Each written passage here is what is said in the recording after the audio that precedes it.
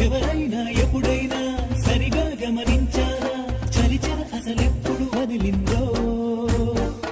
అణువణువు మురిసేలా చిగురాసలు మెరిసేలా తొలిసెగుణం ఎప్పుడు ఎదురైందో